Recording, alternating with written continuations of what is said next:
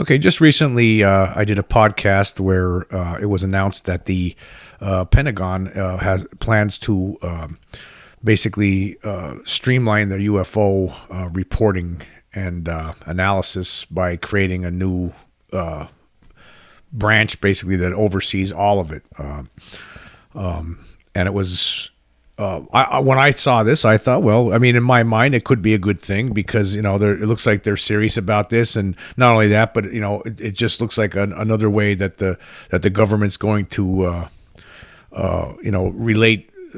talk about this issue with the public about it, with the news media. This is like a public relations type of move, but basically they're changing the way they do things. This new group, which was going to be called the Airborne Object Identification and Management Synchronization Group, according to an article here from CNN, says it will standardize the process for reporting UAP incidents, as well as identifying and reducing gaps in operational and intelligence detection capabilities, collecting and analyzing operation intelligence and counterintelligence data, recommending policy, regulatory, or statutory changes as appropriate, identifying approaches to prevent or mitigate any risks posed by airborne objects of interest, and other activities as deemed necessary by the director. This group is going to take over the Navy's UAP task force, and they're going to work. Apparently, the Defense Department's espousing that they're going to work better to get a grasp on what's behind the UFO sightings. And this is a different thing than what Congress is trying to do right now. Congress, meanwhile, was in the process of passing legislation. They're looking at legislation that's basically bipartisan legislation from Senator Kirsten Gillibrand from New York that will, according to UFO documentary filmmaker Jeremy Corbell, it's going to be a great thing, he believes, because it's the basic bottom line of this is to find out what the intent is and where of these things and where they're coming from, and basically in an article that was from Fox 11 in Los Angeles recently, he states that this legislation proposes something that's called an Anomaly Surveillance and Resolution Office, and the goal is to look at the origin and intent of UFOs. And he also says, according to this article, how would you know who's behind them if you don't try to find out? However, just a few days ago, in an interview with TMZ, Corbell is not happy. With what the Pentagon's doing. He sees this as some way to maintain secrecy and with regard to the military and UFOs. And in his interview, he said him and George Knapp, who was a reporter from Arizona who also investigates UFOs, and he says that we warned you about this, that there would be pushback from the Department of Defense any other day in history. This announcement appears encouraging, but really what this announcement is a weaponized attempt to undercut the congressional support for the UFO or UAP legislation and the amendment that was just put forward from the National Defense Authorization Act. This is a power grab by the Pentagon, and it was a sneak attack. And he goes on to say that this was not what we have been fighting for.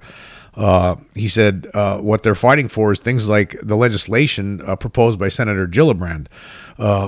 Basically, you have the Pentagon trying to take control of the UAP narrative again, and I don't see this as a good thing.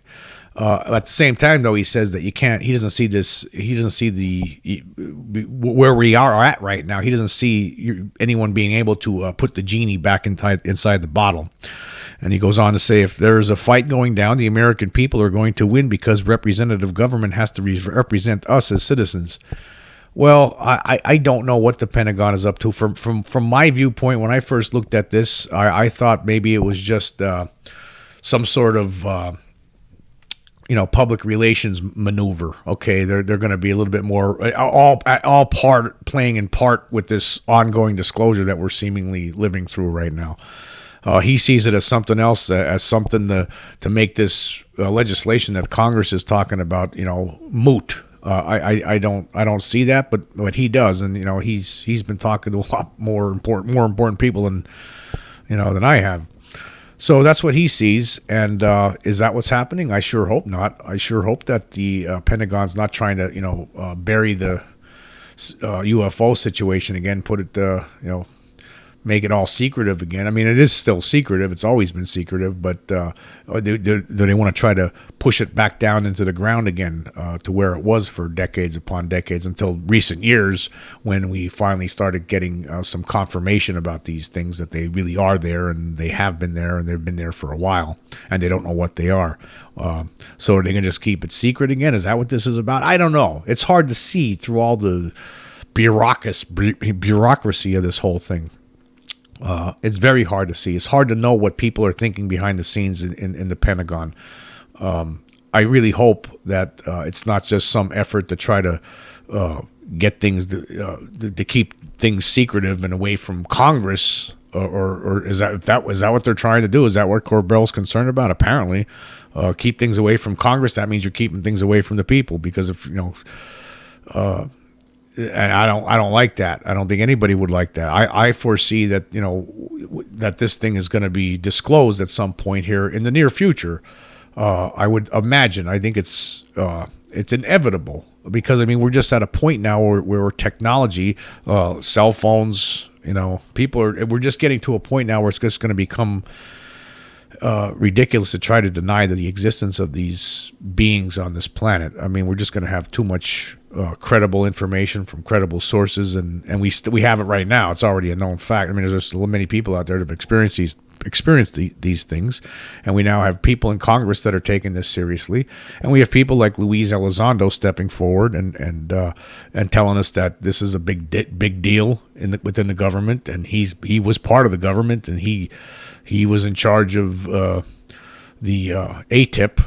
So like Corbell says, the genie is out of the bottle. So if this is some sort of runaround by the Pentagon to try to bottle this thing back up again to where it used to be, I don't think it's going to work.